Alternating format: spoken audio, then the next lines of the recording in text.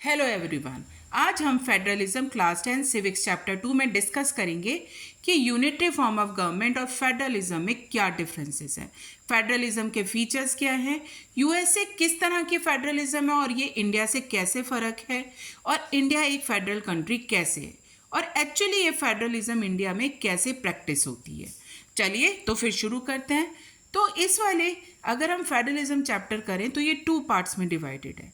सबसे पहले अगर हम बात करें, the power is divided between the central and the state government. इसको हम क्या कहते हैं? This is known as federalism. लेकिन जब सेंट्रल और स्टेट की कुछ पावर्स लोकल गवर्नमेंट को दे दी जाती हैं, इसको हम क्या कहते हैं? डिसेंट्रलाइजेशन। ये दोनों ही टॉपिक्स बहुत इंपॉर्टेंट है। डिसेंट्रलाइजेशन हम नेक्स्ट वीडियो में डिस्कस करेंगे। आज के इस वीडियो में हम फेडरलिज्म डिस्कस करेंगे। अभी हमने डिस्कस किया what you mean by federalism. Federalism, a system of government in which the power is divided between a central authority and its various constituent units. और ये constituent units क्या है? States हैं। ये states हैं, मतलब एक सेंट्रल गवर्नमेंट अपनी पावर्स किसके साथ शेयर करती है? स्टेट गवर्नमेंट के साथ शेयर करती है। ठीक है। जो फेडरलिज्म है ना, ज़्यादातर जितने भी दुनिया में देश हैं उनमें ओनली 2 लेवल्स आते हैं, लेकिन इंडिया में वी हैव 3 लेवल्स। ठीक है। तो इसमें जो पूरे देश के लिए यूनिफॉर्म लॉज होने चाहिए, एक जैसे लॉज होने चाहिए पूरे देश में। जो नेशनल इंपॉर्टेंस की चीज़ें हैं उसको कौन बनाता है? उसको कौन देखता है? सेंट्रल गवर्नमेंट देखती है। और जो स्टेट कंसर्न के होते हैं उनको स्टेट गवर्नमेंट देखती है। ठीक है। तो हम क्या कह रहे हैं? If we talk about both the levels of government enjoy their own power and they are independent of each other, इस तरह की गवर्नमेंट को हम फेडरलिज्म कहते हैं। ठीक है। That is when the powers are divided between the central government and the constituent units. यहाँ पे कॉन्स्टिट्यूएंट यूनिट्स का मतलब स्टेट्स है। ज़्यादातर देशों में कितने लेवल्स हैं? 2 लेवल्स ऑफ गवर्नमेंट है। ठीक है।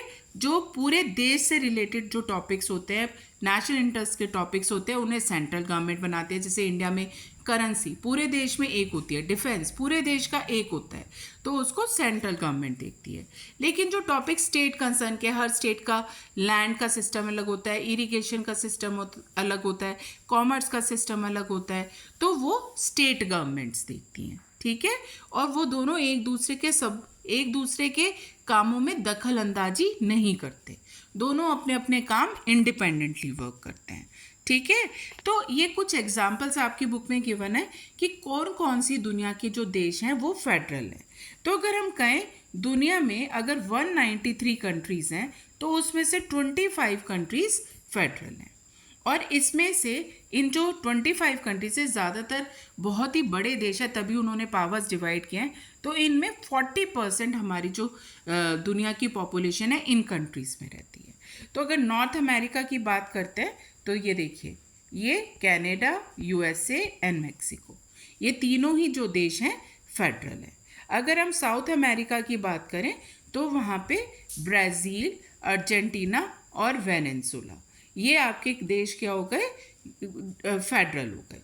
इसी तरह अगर हम यूरोप की बात करते हैं तो वहाँ पे Germany, Austria, Switzerland, Belgium, Bosnia, Herzegovina, Spain, ये सब देश क्या हैं? ये फेडरल हैं। इसी तरह अफ्रीका में Nigeria, Ethiopia, Sudan, south America, Somalia, ये सब फेडरल कंट्रीज़ है, मतलब सेंट्रल और स्टेट गवर्नमेंट में पावर डिवाइडेड है। एशिया में India, Pakistan, Malaysia, Nepal, UAE और रशिया। और ओशेनिया, मतलब ये जो ऑस्ट्रेलिया की तरफ, ऑस्ट्रेलिया और फेडरल स्टेट्स, ये सारे जो देश हैं ये सब क्या हैं? They all are having federal type of government. समझ में आया ना? अब हम बात करें what are the differences between the unitary and the federal government. बेटा ये बोर्ड एग्जाम्स के हिसाब से भी क्वेश्चन बहुत इंपॉर्टेंट है, आपके बोर्ड एग्जाम्स में आता है ये क्वेश्चन। तो यूनिटरी फॉर्म ऑफ गवर्नमेंट किसको बोलते हैं? जहाँ पे सिर्फ एक लेवल ऑफ गवर्नमेंट होता है, लेकिन इसके अलावा मतलब उसके सेंट्रल गवर्नमेंट होती है इसमें। लेकिन अगर सेंट्रल गवर्नमेंट के अलावा स्टेट गवर्नमेंट्स भी हैं ना बेटा, तो वो सेंट्रल गवर्नमेंट के अंडर में सबऑर्डिनेट में काम करती हैं। मतलब जो सेंट्रल गवर्नमेंट है वो स्टेट गवर्नमेंट्स को ऑर्डर पास कर सकती है, जबकि फेडरल गवर्नमेंट में ऐसा नहीं होता है। ठीक है, तो हम क्या कह रहे हैं, इफ वी से what do mean by unitary form of government, इसमें या तो सिर्फ वन लेवल ऑफ गवर्नमेंट है, और अगर सब यूनिट्स हैं वो सबऑर्डिनेट है, subordinate to the central government है, उनके अंडर में काम करते हैं। सेंट्रल गवर्नमेंट स्टेट गवर्नमेंट्स को ऑर्डर्स पास कर सकती है। और लेकिन अगर हम फेडरल फॉर्म ऑफ गवर्नमेंट की बात करते हैं तो इसमें टू और मोर लेवल्स ऑफ गवर्नमेंट है, टू और मोर लेवल्स ऑफ गवर्नमेंट। ठीक है, और इसमें जो स्टेट गवर्नमेंट है, स्टेट गवर्नमेंट्स हैं, जो सब यूनिट्स हैं, वो सबऑर्डिनेट नहीं होती सेंट्रल गवर्नमेंट के, they are not subordinate. Not subordinate का मतलब होता है कि जो सेंट्रल गवर्नमेंट है वो स्टेट गवर्नमेंट के कामों में दखल अंदाजी नहीं कर सकती, उन्हें ऑर्डर्स पास नहीं कर सकती। एक सिंपल सा एग्जांपल लेते हैं, जैसे आपको पता होगा कि हर स्टेट में जो पुलिस है वो अलग होती है, तो उस पुलिस से रिलेटेड जो लॉज है वो हर स्टेट गवर्नमेंट अपने अलग बनाती है। महाराष्ट्र की पुलिस अलग है, यूपी की पुलिस अलग है, हरियाणा की पुलिस अलग है, हर स्टेट की पुलिस अलग है। तो सेंट्रल गवर्नमेंट ये पुलिस वाला जो सिस्टम है उसमें स्टेट गवर्नमेंट को कुछ ऑर्डर्स नहीं पास कर सकती। हर स्टेट की अपनी मर्जी है, वो अपनी पुलिस से रिलेटेड जैसे मर्जी लॉज बनाए। आगे बात समझ में, इसको कहते हैं फेडरलिज्म। और अगर जो सेंट्रल गवर्नमेंट है वही सब कुछ काम करे और स्टेट गवर्नमेंट उनके हिसाब से काम करे तो उसको हम क्या कहेंगे, यूनिटरी गवर्नमेंट कहेंगे। समझ में आ गया ना? ये देखो, ये कठपुतलियों की तरह हो जाती है यूनिटरी। ये सेंट्रल गवर्नमेंट है, अगर ये सेंट्रल गवर्नमेंट है तो ये स्टेट गवर्नमेंट्स उसके हाथ में कठपुतली है, सबऑर्डिनेट है उनके, जो वो कहेंगे वो उन्हें वही करना पड़ेगा। लेकिन जो फेडरलिज्म है उसमें ऐसा नहीं होता। ठीक है, अब यही बात कि ये सेकंड पॉइंट आएगा, जो सेंट्रल गवर्नमेंट है वो प्रोविंशियल गवर्नमेंट्स को क्या कर सकती है, ऑर्डर्स पास कर सकती है। ठीक है, वो उन्हें ऑर्डर्स पास कर सकती है, जबकि जो फेडरल गवर्नमेंट में है उसमें सेंट्रल गवर्नमेंट स्टेट गवर्नमेंट्स को ऑर्डर्स पास नहीं कर सकती। अगर हम इसका एग्जांपल है यूनिटरी फॉर्म ऑफ गवर्नमेंट को, उसका सिंपल एग्जांपल है श्रीलंका। ये आपने फर्स्ट पावर शेयरिंग में भी किया था, वो पावर शेयर करने के लिए रेडी ही नहीं थे। और इंडिया और बेल्जियम किसके एग्जाम्पल्स हो गए, फेडरल फॉर्म ऑफ गवर्नमेंट के। समझ में आ गया ना? अब हम डिस्कस करेंगे what are the key features of federalism. हमें कैसे पता चलेगा कि ये जो देश हमने डिस्कस किए हैं वो फेडरल किस तरीके से है।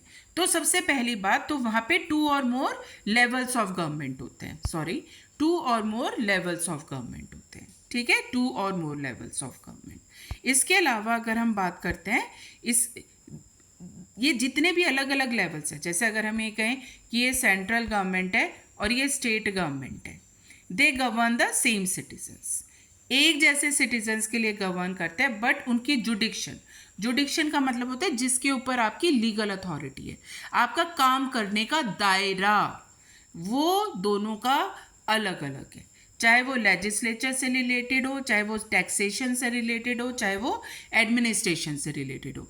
लेकिन क्योंकि हम इस वाले चैप्टर में सिर्फ क्या किससे रिलेटेड पढ़ेंगे, लेजिस्लेशन से रिलेटेड। ठीक है, लॉ मेकिंग से रिलेटेड दोनों की पावर्स को डिस्कस करेंगे। अभी हम टैक्सेशन और एडमिनिस्ट्रेशन की बात नहीं करेंगे। हम ये देखेंगे कि कानून बनाने से रिलेटेड पावर्स सेंट्रल और स्टेट गवर्नमेंट में कैसे डिवाइडेड है। ठीक है ना? इसके अलावा अगर हम देखो, सेम वही कि जो जुडिक्शन है, जो लीगल अथॉरिटी किसके ऊपर है, इन दोनों लेवल्स ऑफ गवर्नमेंट की कहाँ पर गिवन है, कॉन्स्टिट्यूशन में गिवन है।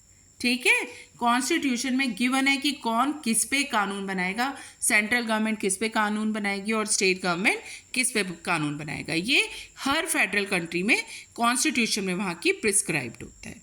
फिर वो ये कहते हैं कि जो कॉन्स्टिट्यूशन के फंडामेंटल प्रोविजंस हैं, इससे रिलेटेड भी कि कोई एक लेवल जो गवर्नमेंट का है वो उसको यूनिलेटरली चेंज नहीं कर सकता, अकेले दम पे नहीं चेंज कर सकता, दोनों को मिल के काम करना पड़ेगा। मतलब पहले सेंट्रल गवर्नमेंट चेंज करेगी और उसके बाद स्टेट गवर्नमेंट है। ये विद हम reference to India based chapter में डिस्कस करेंगे। ठीक है, फिर इसके अलावा हम ये कहते हैं अगर इन दोनों लेवल्स ऑफ गवर्नमेंट में लड़ाई झगड़ा हो जाए फिर कौन एक्ट करेगा, फिर हमारे पास कौन है, कोर्ट्स हैं। कोर्ट्स अंपायर की तरह काम करेंगे अगर इन दोनों के बीच में पावर को लेके झगड़ा हो जाता है सेंट्रल और state government. Courts have the power to interpret the constitution and powers of different levels of government. जो उस देश में हाईएस्ट कोर्ट होगी वो अंपायर का काम करेगी, वो इन दोनों के बीच के डिस्प्यूट्स को सॉल्व करने का काम करेगी। ये आपका 5th पॉइंट है जो हमें बताता है किसी भी फेडरल कंट्री में क्या फीचर होता है। और फिर देखो सबसे इम्पॉर्टेंट, अब जब दोनों अपने काम करने के दोनों के दायरे अलग अलग हैं, उनकी जुडिक्शन अलग अलग है, तो ऑब्वियसली उन्हें अपने काम करने के लिए पैसा भी चाहिए। तो अगर स्टेट गवर्नमेंट सेंट्रल गवर्नमेंट के ऊपर डिपेंडेंट रहेगी पैसों के लिए, तो क्या वो अपना काम इंडिपेंडेंटली कर सकती है? बिल्कुल भी नहीं। तो उन्हें फाइनेंशियल ऑटोनॉमी भी चाहिए, फाइनेंशियली भी वो सेल्फ डिपेंडेंट होने चाहिए। स्टेट गवर्नमेंट्स, वो स्टेट गवर्नमेंट वो सेंट्रल के ऊपर डिपेंडेंट नहीं होने चाहिए पैसों के लिए, तभी वो अपना काम ठीक से कर सकते हैं। तो वो कह रहे हैं वो भी है, सोर्सेज ऑफ रेवेन्यू गिवन होते हैं कॉन्स्टिट्यूशन में, जिससे कि हर लेवल अपना काम खुद फाइनेंशियल ऑटोनॉमी के साथ कर सके। ठीक है, they are also specified in the constitution. अब किसी भी देश में जो फेडरल होती है ना, उसके 2 मेन ऑब्जेक्टिव्स होते हैं, to safeguard and promote the unity in the country, कि पूरे देश में एकता बनी रहे। और फिर स्टेट्स में क्यों डिवाइड किया है? टू एकोमोडेट रीजनल डाइवर्सिटी, जो हर स्टेट की डाइवर्सिटी है वो हमारे देश में वो भी बनी रहे, वो भी उस राज्य को हक है अपनी रीजनल डाइवर्सिटी को बचा के रखने का। तो इस तरह से हम कहते हैं जो फेडरल सिस्टम है ना, वो 2 तरीके से काम करता है। एक तो म्यूचुअल ट्रस्ट लोगों के बीच में हेल्प करता है डेवलप करने के लिए, and an agreement to live together. विश्वास है तभी मिलजुल के रह पाओगे, क्योंकि एक देश में इतने सारे अलग अलग तरह के लोग हैं, तो उनमें विश्वास नहीं होगा, वो ये नहीं सोच पाएंगे कि हम एक दूसरे के साथ मिलजुल के रह पाएँ, तो फिर क्या होगा? देश टूट जाएगा, है ना, डिसइंटीग्रेट हो जाएगा। तो फेडरलिज्म देश को डिसइंटीग्रेट होने से बचाता है। समझ में आ गया ना? इसीलिए जो ज़्यादातर देश है they want this type of government. अब फेडरलिज्म फॉर्म होने के बेटा 2 तरीके हैं कि किसी भी देश में फेडरलिज्म है वो कैसे फॉर्म होती है। सबसे पहले क्या है? कमिंग टुगेदर फेडरेशन है। जैसे कुछ अलग अलग इंडिपेंडेंट देश हैं, ठीक है, अब ये छोटे छोटे देश हैं, इन्होंने सोचा कि हम मिलके क्या कर लेते हैं, एक बड़ा देश बना लेते हैं। क्या फ़ायदा होगा इस तरह से इन्हें एक बड़ा देश बनाने का? नेचुरल है, ये अपनी सिक्योरिटी के लिए ज़्यादा काम कर पाएंगे। अब इकट्ठे हो गए, इकट्ठे मिलके अपने देश की एकता को बना के रखेंगे, मतलब सिक्योरिटी को बढ़ा पाएंगे। जैसे यूएसए, समझ में आया? वो कमिंग टुगेदर फेडरेशन है, ठीक है। अगर हम बात करते हैं तो जो यूएसए की 13 कॉलोनीज थी, उन्होंने मिलके एक बड़ा देश बना लिया, यूनाइटेड स्टेट्स ऑफ अमेरिका। समझ में आया? और जो होल्डिंग टुगेदर है, जैसे इंडिया जैसे देश हैं, इसमें हम एक बड़ा देश थे, इंडिया थे, और हमने क्या करा, अपने आप को आज़ाद होने के बाद स्टेट्स में डिवाइड कर लिया, जिससे कि जो डाइवर्सिटी है उसको हम क्या कर पाएँ, एकोमोडेट कर पाएँ। तो इसमें क्या होता है, what is when a large country decides to divide its powers between the constituent states and a national government. National government जो सेंट्रल गवर्नमेंट है वो, और जो कॉन्स्टिट्यूएंट यूनिट्स मतलब स्टेट्स, उनके बीच में वो पावर्स को कुछ क्या सोचती है कि ये दोनों के बीच में वो पावर्स डिवाइड करते हैं। मतलब पहले देश एक था और उसने एक देश को स्टेट्स में डिवाइड कर लिया, ठीक है, होल्डिंग टुगेदर फेडरेशन। अब इनके और क्या डिफरेंसेस हैं? जो कमिंग टुगेदर फेडरेशन होती है ना बेटा, इसमें जितने भी स्टेट्स हैं उनके पास एक जैसी पावर्स होती हैं, ठीक है। यूएसए के जितने भी जैसे जो अलग अलग स्टेट्स हैं उन सब के पास एक जैसी पावर्स हैं। लेकिन अगर हम इंडिया की बात करें तो क्या लगता है आपको, सारे स्टेट्स के पास इक्वल पावर्स है? नहीं, इंडिया में भी हर कुछ स्टेट्स के पास स्पेशल पावर्स होती हैं, जैसे जो बैकवर्ड हैं, क्योंकि उनको हम चाहते हैं कि वो और तरक्की करें। जैसे हमारे जो नॉर्थ ईस्टर्न स्टेट्स हैं, नागालैंड, आसाम वगैरह, वहाँ पे उनको स्पेशल पावर्स गिवन है। तो यहाँ पे स्टेट्स के पास अनइक्वल पावर्स होती हैं। समझ में आया? कमिंग टुगेदर फेडरेशन में जो स्टेट गवर्नमेंट्स और सेंट्रल गवर्नमेंट है वो इक्वली पावरफुल होती है, ठीक है। और होल्डिंग टुगेदर फेडरेशन में सेंट्रल गवर्नमेंट स्टेट गवर्नमेंट से ज़्यादा पावरफुल होती है। मतलब यहाँ पे नरेंद्र मोदी, अगर हम कह रहे हैं हमारे सेंटर में है, he is our prime minister, तो he is more powerful than the chief ministers of the different states, ठीक है, उनके पास ज़्यादा पावर्स हैं। अगर हम एग्जाम्पल्स लें कमिंग टुगेदर फेडरेशन का, तो उसका एग्जाम्पल है यूएसए, स्विट्ज़रलैंड, ऑस्ट्रेलिया, ठीक है, और holding together federation Spain, India and Belgium. आपके पास बेटा इसके MCQ से रिलेटेड ही ज़्यादातर आपके पास बोर्ड एग्जाम में क्वेश्चन आता है। जैसे इसमें से वो एग्जांपल दे देंगे, which of this is coming together federation, तो 3 उन्होंने होल्डिंग टुगेदर का एग्जांपल दे दिया, एक उसमें USA दे दिया, तो आपको सर्च करना होता है US से। इस तरह से इसके MCQ से रिलेटेड ज़्यादातर आपके पास बोर्ड एग्जाम में क्वेश्चन आते हैं। लेकिन हाँ, ये डिफ्रेंशिएट आपके होम एग्जाम्स में भी आ सकता है, ठीक है, इंपॉर्टेंट है, इनफैक्ट ये पूरा ही चैप्टर बहुत इंपॉर्टेंट है। अब जो हम ये नेक्स्ट क्वेश्चन कर रहे हैं ना बेटा, ये तो इससे रिलेटेड मैं आपको कह रही हूँ 100% आपके बोर्ड एग्जाम्स में ज़्यादातर क्वेश्चन आता है। अब हम डिस्कस करें कि इंडिया एक फेडरल कंट्री कैसे, पता है आपको कि हमारे जो कॉन्स्टिट्यूशन है उसमें फेडरल वर्ड कहीं पे भी नहीं यूज्ड है। इनफैक्ट उसमें कौन सा वर्ड यूज्ड है, यूनियन ऑफ स्टेट्स। क्या वर्ड यूज्ड है कि इंडिया क्या है, it is a union of states, ठीक है, यूनियन ऑफ स्टेट्स है ये, it is union of states. लेकिन फिर भी हम फेडरलिज्म के जो तुमने अभी हमने फीचर्स डिस्कस किए ना, आप देखना इंडिया के रेफरेंस में सारे सही हैं। अब हम उनको यही देखेंगे। हमने पहला क्या किया था कि वहाँ पे 2 या 2 से ज़्यादा लेवल्स होते, तो इंडिया में भी we know we have 3 levels of government. एक पूरे देश के लिए सेंट्रल गवर्नमेंट, फिर पूरा देश अलग अलग स्टेट गवर्नमेंट्स में डिवाइडेड है, फिर हमारे पास अर्बन एरियाज़ में म्यूनिसिपैलिटीज़ हैं और रूरल एरियाज़ में पंचायत हैं, इसको हम लोकल गवर्नमेंट कहते हैं, ठीक है। तो ये बताता है कि इंडिया एक फेडरल कंट्री है because we have 3 levels of government, ठीक है। ये फर्स्ट पॉइंट है कि इंडिया फेडरल कंट्री कैसे है। अब जो मैं आपको बता रही हूँ ना कि बोर्ड में 100% आता है, यही वाला क्वेश्चन है कि आपके पास यूनियन लिस्ट, स्टेट लिस्ट और कॉन्करेंट लिस्ट या रेजिडरी सब्जेक्ट से रिलेटेड 99% आपके पास क्वेश्चन जरूर आता है इससे रिलेटेड, ठीक है। तो सेकंड पॉइंट क्या है कि the powers are divided between the central and the state government under 3 list, union list, state list और कॉन्करेंट लिस्ट। मतलब मैंने आपसे क्या कहा था, हम कौन सी पावर्स की बात करें, लेजिस्लेटिव पावर्स की, लॉ मेकिंग पावर्स की, कि कौन किन चीज़ों पे लॉज बना सकता है। सिटीजन्स के लिए सेम सिटीजन्स के लिए बना रहे हैं, लेकिन इनके काम करने के दायरे क्या हैं, अलग अलग हैं, ठीक है। अब हम इन तीनों लिस्ट को डिस्कस करेंगे। तो सबसे पहले हम बात करेंगे सेंट्रल गवर्नमेंट की। जो सेंट्रल गवर्नमेंट है ना बेटा, वो यूनियन लिस्ट से रिलेटेड लॉज बनाता है, ठीक है। ये टॉपिक्स नेशनल इंपॉर्टेंस के हैं, मतलब पूरे देश में एक जैसे हैं। जैसे डिफेंस, पूरे देश में डिफेंस एक होता है ना। इसके अलावा अगर हम फॉरेन अफेयर्स की बात करें, ठीक है, अगर हमारे और देशों के साथ जो रिलेशनशिप्स हैं उनको भी कौन देखता है, सेंट्रल गवर्नमेंट देखती है। स्टेट गवर्नमेंट्स की इसमें कोई इंटरफेरेंस नहीं होती। बैंकिंग पूरे देश में सेम है, करेंसी पूरे देश में सेम है, इसको भी कौन देखेगा, सेंट्रल गवर्नमेंट देखेगी। कम्युनिकेशन को भी कौन देखता है, जैसे अब आप किसी फ़ोन, जो हमारे जितने भी एयरटेल वगैरह या जितने भी हैं, पूरे इंडिया में हम कहीं पे भी बात कर सकते हैं, ठीक है, that comes on under the union list, ठीक है। ये सारी चीज़ें बेटा आपको पता होनी चाहिए रिगार्डिंग द यूनियन लिस्ट। इसमें मैंने आपको बताया कौन लॉज बना सकता है, यूनियन गवर्नमेंट या फिर आपकी सेंट्रल गवर्नमेंट लॉज बना सकती है।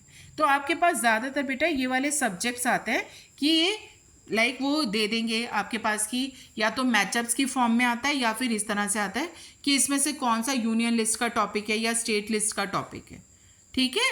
इस तरह से आपके पास इससे क्वेश्चन आता है। यूनियन लिस्ट पे अलग से भी 3 मार्क्स का क्वेश्चन आया हुआ है, तो आप क्या 3 पॉइंट्स लिखोगे कि ये नेशनल इंपॉर्टेंस के टॉपिक्स हैं, सब्जेक्ट्स के एग्जाम्पल्स लिखोगे, सब्जेक्ट्स हैं, और तीसरा आप ये लिखोगे कि इस पर सिर्फ यूनियन गवर्नमेंट या फिर सेंट्रल गवर्नमेंट लॉज बना सकती है। तो ये 3 पॉइंट्स आप इसमें ऐड ऑन करोगे, ठीक है। ये यूनियन लिस्ट। लॉ मेकिंग की बात करें कि इस पर सिर्फ सेंट्रल गवर्नमेंट लॉज बना सकती है इन सब्जेक्ट्स पे। अब हम बात करेंगे स्टेट लिस्ट की। ऑब्वियसली इन पे कौन लॉज बना सकता है, स्टेट गवर्नमेंट लॉज बना सकती है। बस आपको इनके बेटा सब्जेक्ट्स बिल्कुल बाय हार्ट पता होने चाहिए कि कौन सा सब्जेक्ट किसके जुडिक्शन में आता है। स्टेट गवर्नमेंट किस किस से रिलेटेड लॉज बना सकती है, पुलिस से रिलेटेड लॉज बना सकती है, ठीक है। ट्रेड से रिलेटेड लॉज बना सकती है, ट्रेड एंड कॉमर्स। एग्रीकल्चर और इरिगेशन से रिलेटेड लॉज बना सकती है। ये सारे टॉपिक्स किसके अंडर में आते हैं, स्टेट गवर्नमेंट के अंडर में। स्टेट गवर्नमेंट इन सब चीज़ों से रिलेटेड लॉज बनाती है, ठीक है। इसके अलावा होती है कॉन्करेंट लिस्ट। अब कॉन्करेंट लिस्ट वो वाले टॉपिक्स हैं जो सेंट्रल और स्टेट जिन पर दोनों लॉज बना सकते हैं, जैसे कि education, forest, trade unions, marriage, adoption, succession, ये सारे टॉपिक्स। और सपोज करो अगर मैं कहूँ कि पहले स्टेट गवर्नमेंट ने लॉ बनाया, फिर उसी टॉपिक पर सेंट्रल गवर्नमेंट ने लॉ बनाया, तो किसका वैलिड होगा? ऑब्वियसली सेंट्रल गवर्नमेंट का, क्योंकि इंडिया में सेंट्रल गवर्नमेंट स्टेट गवर्नमेंट से ज़्यादा पावरफुल होती है। समझ में आ गया? जैसे मैं तुम्हें बताती हूँ कि कैसे एजुकेशन, जैसे अगर सपोज करो जो आप पढ़ रहे हो CBSE, वो किसके अंडर में आता है? That comes under the central government. लेकिन आप देखना हर स्टेट के जो बोर्ड्स होते हैं वो अलग होते हैं। हरियाणा बोर्ड, यूपी बोर्ड अलग है या ना? तो वो जो यूपी बोर्ड या हरियाणा बोर्ड है वो स्टेट कंसर्न है, और जो CBSE है वो सेंट्रल गवर्नमेंट उससे रिलेटेड लॉज बनाएगी। समझ में आ गया? तो इस तरह से ये वो वाले टॉपिक्स हैं जिन पर दोनों लॉज बनाते हैं। ठीक है, सेंट्रल एंड स्टेट बोथ, और इनके भी आपको सारे सब्जेक्ट्स अच्छे से याद होने चाहिए बेटा। ये 100%, मतलब मैं 99% कहूँगी, इस पर ज़रूर आपके पास कुछ ना कुछ क्वेश्चन आता है। अब बहुत सारी चीज़ें ऐसी है बेटा, जब हमारी कॉन्स्टिट्यूशन बनी थी तब वो चीज़ें सब्जेक्ट्स नहीं थे, जैसे कंप्यूटर्स, जैसे कि हम बात करें कंप्यूटर्स की। ठीक है, computer services, cyber security, space technology, ये सब किस में आते हैं? रेजिडरी सब्जेक्ट्स में आते हैं। इन पर सिर्फ सेंट्रल गवर्नमेंट लॉज बना सकती है, यूनियन गवर्नमेंट लॉज बना सकती है। ये वो सब टॉपिक्स हैं जब हमारी कॉन्स्टिट्यूशन थी तब नहीं थी, उसके बाद आए ये सारे सब्जेक्ट्स। आगे बात समझ में? तो वैसे आपके पास आता है कि अगर पावर्स कैसे डिवाइडेड है, उसमें यूनियन लिस्ट, स्टेट लिस्ट और कॉन्करेंट लिस्ट लिखोगे, और रेजिडरी क्या है? सब्जेक्ट्स हैं, और इन पे यूनियन गवर्नमेंट लॉज बनाती है, इसको हम अलग से डिस्क्राइब करते हैं। ठीक है, ये हमने सेकंड पॉइंट किया था। अब हम थर्ड पॉइंट करें। हम कह रहे हैं कि जो फेडरलिज्म है, इंडियन फेडरलिज्म है, वो किस तरह की है? होल्डिंग टुगेदर फेडरलिज्म है, होल्डिंग टुगेदर फेडरलिज्म है। और इसमें मैंने तुम्हें बताया था कि स्टेट्स के पास एक जैसी पावर्स नहीं होती, कुछ स्टेट्स के पास स्पेशल पावर्स होती हैं। ठीक है, ये all states do not have identical powers. अब कौन सी स्टेट्स ऐसी हैं? असम, नागालैंड, अरुणाचल प्रदेश एंड मिजोरम, इनके पास स्पेशल पावर्स है अंडर द आर्टिकल 371। क्या स्पेशल पावर्स हैं? कि अगर हम चाहें तो वहाँ पे लैंड नहीं खरीद सकते। जो इस एरिया के, जो इन स्टेट्स के नॉन परमानेंट रेजिडेंट्स हैं, वो वहाँ पे लैंड वगैरह नहीं खरीद सकते, कोई प्रॉपर्टी नहीं बना सकते अपनी।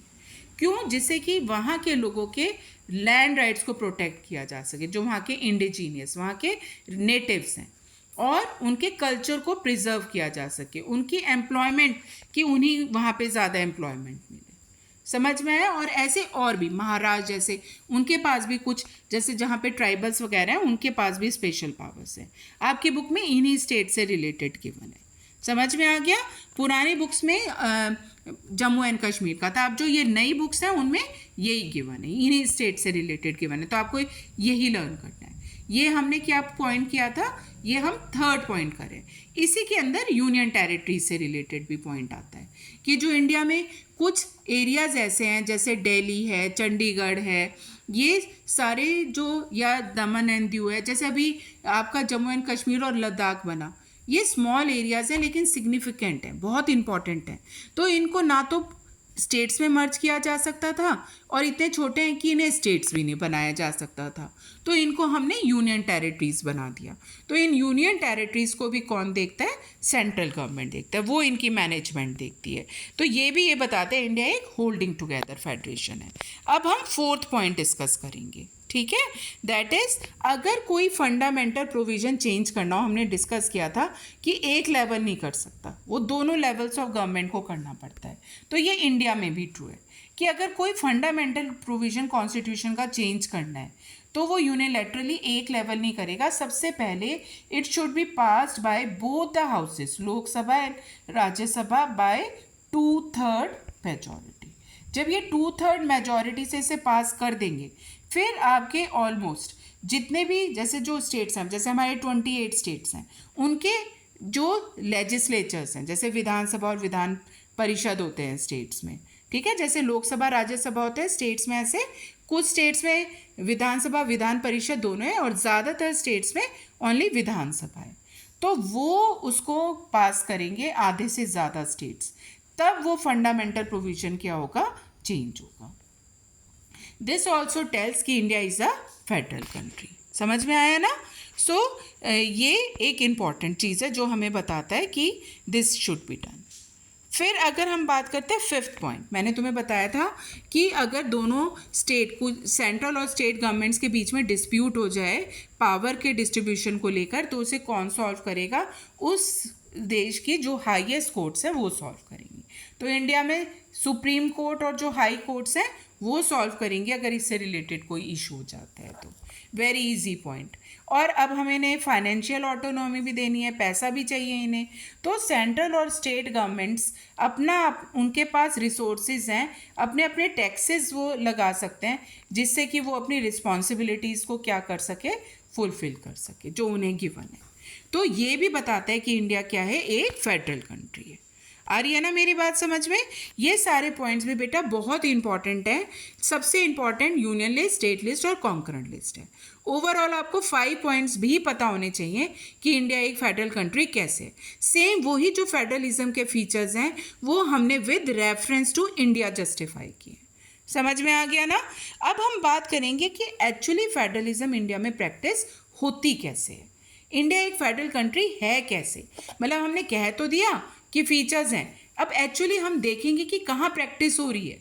कि लिंग्विस्टिक स्टेट्स हैं, लैंग्वेज पॉलिसी और सेंट्रल स्टेट रिलेशनशिप। अब हम इनको डिटेल में पढ़ते हैं। सबसे पहले बात करेंगे हम लिंग्विस्टिक स्टेट्स की। ये बिल्कुल जो क्रिएशन हुई है लिंग्विस्टिक स्टेट्स की, ये फर्स्ट क्लियर टेस्ट है कि इंडिया एक क्या है, फेडरल कंट्री है। आपको पता है linguistic states, linguistic means on the basis of language. India में जितनी भी स्टेट्स बनी हैं they are formed on the basis of their language. ठीक है, लैंग्वेज के बेसिस पे स्टेट्स बनी है इंडिया में। ठीक है, अब जो 1947 में स्टेट्स बनी थी और अब जो 2019 या जो अभी तक स्टेट्स हैं, आप ये देखोगे इंडिया का जो पॉलिटिकल मैप है वो कई बार चेंज हुआ है।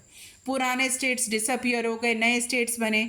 अगर हम जब छोटे थे ना बेटा, हम पढ़ते थे Rajasthan is the Madhya Pradesh is the largest state, और अब कौन सी है, राजस्थान है। क्योंकि मध्य प्रदेश फर्दर डिवाइड होगी झारखंड और छत्तीसगढ़ के साथ, तो अब उसका बड़ा एरिया नहीं रहा। अब ये नए स्टेट्स बन गए। अभी उत्तर प्रदेश डिवाइड हो गया, उत्तर प्रदेश और उत्तराखंड में, है ना। ऐसे स्टेट्स चेंज होते रहे हैं। अब जैसे जम्मू एंड कश्मीर डिवाइड हो गया, अब यूनियन टेरिटरीज में यम Jammu and Kashmir and Ladakh, Daman and Diu दो, और दादर नागर हवेली पहले अलग अलग यूनियन टेरिटरीज थी, अब वो एक हो गई। तो इस तरह से जो इंडिया में यूनियन टेरिटरीज या जो पर्टिकुलरली इसमें अगर हम स्टेट्स की बात करें वो क्या हो रही हैं, चेंज हो रही हैं। लेकिन वो ये कह रहे हैं not all the states are formed on the basis of language. ये 3 स्टेट्स हैं जो वहाँ की एथनिसिटी और जोग्राफी के हिसाब से बनी है, नागालैंड, उत्तराखंड एंड झारखंड। ये तीनों on the basis of their ethnicity बनी है, जोग्राफिक लोकेशन के हिसाब से बनी है। एथनिसिटी मीन्स एक जैसा कल्चर शेयर करने वाले लोग वहाँ पे रहते हैं। ठीक है, शुरू में हमारे जो नेशनल लीडर्स थे उन्होंने सोचा कि अगर हम इसके बेसिस पे स्टेट बनाएंगे तो फिर क्या होगा, इससे हमारा देश डिसइंटीग्रेट हो सकता है। लेकिन ऐसा नहीं हुआ। उन्होंने कहा कि क्या फ़ायदे हैं, अगर आप कहें लिंग्विस्टिक स्टेट्स के क्या एडवांटेजेस हैं, इसने हमारी स्ट्रेंथन करी है नेशनल यूनिटी और एडमिनिस्ट्रेशन को ईजियर और मोर एफिशिएंट बना दिया है, स्टेट्स की एडमिनिस्ट्रेशन को। ठीक है, क्योंकि अब इजी है ना, एक जैसी भाषा बोलने वाले लोग एक देश में, एक स्टेट में रह रहे हैं, तो वो अपनी ऑफिशियल लैंग्वेज उसी को ही बना देते हैं। सब आराम से कम्युनिकेट करके अपने स्टेट की प्रॉब्लम्स को देख सकते हैं। समझ में आया? तो इस तरह से इट हैज़ मेड, ये 2 एडवांटेजेस होगी। इसमें से आप कोई भी 3 पॉइंट्स आप क्या कर सकते हो, लर्न कर सकते हो। ठीक है, अब हम बात करेंगे लैंग्वेज पॉलिसी की। आपको पता है इंडिया की कौन सी नेशनल लैंग्वेज है? Yes, we don't have any national language.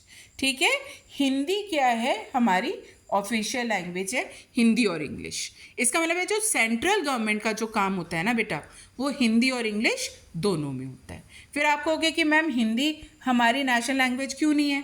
क्योंकि अगर किसी को नेशनल लैंग्वेज बोलना होता है ना बेटा, वो उस देश के 50% से ज़्यादा लोग उस लैंग्वेज को बोलने चाहिए। लेकिन इंडिया में हिंदी है ना, वो मदर टंग है 40% लोगों की, इसीलिए उसे नेशनल लैंग्वेज का दर्जा नहीं दिया जा सकता।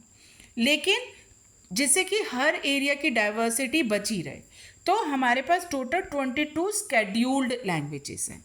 स्केड्यूल्ड लैंग्वेजेस का मतलब है कि ये जो लैंग्वेजेस है ना बेटा, ये जितनी भी स्केड्यूल्ड लैंग्वेजेस हैं, तो इनका मतलब है कि जैसे सेंट्रल गवर्नमेंट के जो भी एग्ज़ाम्स होते हैं, तो इनमें से किसी भी लैंग्वेज में जो कैंडिडेट सेंट्रल गवर्नमेंट का एग्ज़ाम दे रहा है वो इनमें से किसी भी लैंग्वेज में एग्ज़ाम दे सकता है। ठीक है, इसमें जैसे तमिल भी आती है, संस्कृत भी आती है और बहुत सारी इस तरह की लैंग्वेजेस है। आपकी बुक में गिवन है, एक बार आप उस पर लुक ले लेना। मैं इस वीडियो में थोड़ा उसको ऐड ऑन करना भूल गई, मैं नेक्स्ट वीडियो में उसे ऐड ऑन कर दूंगी। दैट इज़ वो लैंग्वेजेस आपको पता होनी चाहिए, क्योंकि इस बार आपके बोर्ड एग्जाम्स में 2024 के एग्ज़ाम्स में वो लैंग्वेजेस आई थी, 4 आई थी, और उसमें से बताना था कि कौन सी स्केड्यूल्ड लैंग्वेज है 22 में से। ठीक है, so that is you should know दो स्केड्यूल्ड लैंग्वेजेस। तो अब जो स्टेट्स हैं ये भी देख लो फेडरलिज्म कैसे प्रैक्टिस हो रही है। जो स्टेट्स हैं उनकी अपनी अलग से ऑफिशियल लैंग्वेज है, हर स्टेट की अपनी अलग ऑफिशियल लैंग्वेज है। ठीक है, जैसे आप पंजाब में जाओगे, आप देखना वहाँ माइलस्टोन्स पंजाबी में लिखे होंगे। आप साउथ की तरफ जाओगे तो वहाँ पे आपके जो भी माइलस्टोन्स हैं जो महाराष्ट्र में मराठी में लिखे होंगे इंग्लिश के साथ साथ, क्योंकि वो वहाँ उन स्टेट्स की अपनी ऑफिशियल लैंग्वेजेस हैं। ठीक है, तो that is we were discussing about, लेकिन इसके फर्दर हम लैंग्वेज पॉलिसी से और पॉइंट्स डिस्कस करते हैं। तो हमारे जो मतलब जो हमारे लीडर्स थे उन्होंने सोचा कि अब इंग्लिश का यूज़ ना हम बंद कर देते हैं 1965 में। अब जो सदर्न स्टेट्स हैं वहाँ पे तो हिंदी बोली नहीं जाती, वहाँ पे तो वो इंग्लिश ही यूज़ करते हैं। तो तमिलनाडु में सबसे ज़्यादा वॉयलेंट मतलब प्रोटेस्ट हुए थे इसके खिलाफ, क्योंकि वहाँ पे हिंदी नहीं बोली जाती कि भाई इंग्लिश को भी ऑफिशियल लैंग्वेज रहने दो सेंट्रल गवर्नमेंट की। फिर सेंट्रल गवर्नमेंट ने कहा चलो ठीक है, हिंदी और इंग्लिश तब से आज तक ऑफिशियल लैंग्वेजेस है सेंट्रल गवर्नमेंट की। लेकिन अब भी आप देखते हो ना, हिंदी दिवस वगैरह मनाया जाता है, क्यों? Because it is the policy of the government to promote Hindi. लेकिन वो उसे इम्पोज नहीं करते कि जो नॉन हिंदी स्पीकर्स हैं कि उनके ऊपर इम्पोज करते हैं। जैसे तुम्हें याद होगा श्रीलंका में ऐसा हुआ था, उन्होंने सिन्हाला को ऑफिशियल लैंग्वेज बनाया था, तो तमिल्स के ऊपर उन्होंने इसको इम्पोज किया था, लेकिन इंडिया में उन्होंने ऐसा नहीं किया। तो एक्चुअली ये बता रहा है कि फेडरलिज्म कैसे प्रैक्टिस हो रही है। हम रीजनल डाइवर्सिटी को एकोमोडेट कर रहे हैं जिससे कि देश की एकता बनी रहे। ठीक है, कोई अलग ना हो। अब हम बात करेंगे सेंट्रल स्टेट रिलेशनशिप की। सेंट्रल और स्टेट रिलेशनशिप बेटा ये 2 पार्ट्स में कि 1991 से 1990 से पहले क्या सिनेरियो था और उसके बाद। अगर हम 1990 से पहले की बात करते हैं ना, आज़ादी के बाद, तो ज़्यादातर एक ही पार्टी रूल करती थी सेंट्रल और ज़्यादातर स्टेट्स में। और इस तरह से जिन स्टेट्स में वो खुद रूल कर रही है ना, तो वहाँ पे वो स्टेट गवर्नमेंट्स को ऑटोनॉमस तरीके से अपनी पावर्स यूज़ करने देते थे। ऑटोनॉमस मतलब अपने तरीके से। हम क्या कह रहे थे कि स्टेट गवर्नमेंट सबॉर्डिनेट नहीं होती इंडिया में सेंट्रल गवर्नमेंट के। स्टेट गवर्नमेंट को अपनी पावर्स अपने हिसाब से यूज़ करनी होती हैं। लेकिन पहले क्या होता था, सेंट्रल गवर्नमेंट स्टेट गवर्नमेंट्स को अपनी पावर इस तरह से यूज़ नहीं करने देते थे, क्योंकि सेंट्रल और स्टेट में सेम पॉलिटिकल पार्टी रूल करती थी। पहले ऐसा होता था, लेकिन अब नहीं ऐसा होता। ठीक है, और अगर किसी और की पार्टी है स्टेट में, सेंट्रल में एक पार्टी है और स्टेट में दूसरी पॉलिटिकल पार्टी है, तो वो क्या करते थे कि जो स्टेट है ना उसकी गवर्नमेंट को डिसमिस कर देते थे कॉन्स्टिट्यूशन को मिसयूज़ करके। ठीक है, तो ये फेडरलिज्म सही थी? नहीं, बिल्कुल ठीक नहीं थी। अब फिर क्या हुआ 1991 के बाद, सबसे जो मेजर चेंज आया ना, there was development of regional political parties. हर रीजन की छोटी छोटी बहुत सारी पॉलिटिकल पार्टीज डेवलप हो गई। 2 तरह की पार्टीज होती है, एक नेशनल पार्टीज होती है बेटा, वो बहुत ही लिमिटेड है, कुछ ही नेशनल पार्टीज है, जैसे बीजेपी है, कांग्रेस है, आप है। ठीक है, ये सारी जो पार्टीज है, बीएसपी है, कुछ कम्युनिस्ट पार्टीज़ हैं, ये सब नेशनल पार्टीज़ हैं। ओवरऑल 7-8 नेशनल पार्टीज़ हैं, बाकी सारी रीजनल पार्टीज़ हैं, छोटी छोटी जो हर स्टेट्स में रहती हैं। ठीक है, तो वो डेवलप हो गई थी, बहुत सारी बनने लगी थी 1990 के बाद, और कोलिजन गवर्नमेंट्स फॉर्म होने लगी थी। पहले क्या होता था, एक पार्टी एक तरफा जीतती थी। अब कोलिजन गवर्नमेंट क्या होता है, व्हेन 2 और more parties come together to form the government. जब 2 पार्टीज मिलके क्या करती है, सरकार फॉर्म करती हैं। तो ये 2 बहुत मेजर चेंजेस हुए 1990 के बाद। तो अब जब एक पार्टी कोलिजन गवर्नमेंट फॉर्म करी है और पार्टीज के साथ, तो वो अपनी मनमर्जी नहीं चला सकती, उसे उन रीजनल पार्टीज़ का भी कहना मानना पड़ेगा। समझ में आया? तो ये बहुत बेनिफिशियल रहा हमारी फेडरलिज्म के लिए। ठीक है, जो नेशनल पार्टीज़ थी अब उन्हें क्या फॉर्म करना पड़ता था, alliance with the regional parties. ठीक है, और इस वजह से मतलब ये जो पावर शेयरिंग है इसने क्या है, सेंट्रल गवर्नमेंट और स्टेट गवर्नमेंट के रिलेशनशिप्स को पहले से बेटर इम्प्रूव किया। अब पहले क्या करती थी सेंट्रल गवर्नमेंट, स्टेट गवर्नमेंट अगर किसी और के तो उसे डिसमिस कर देती थी।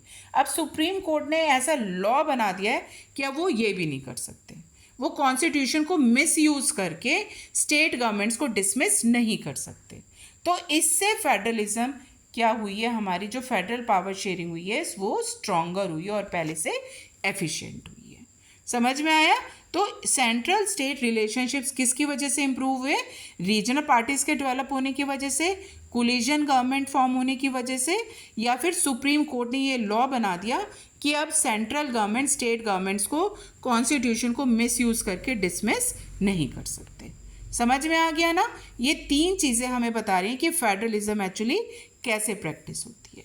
आज के वीडियो में हम इतना ही डिस्कस करेंगे। नेक्स्ट वीडियो में हम सिर्फ डिसेंट्रलाइजेशन पूरे डिटेल में डिस्कस करेंगे। Bye for now.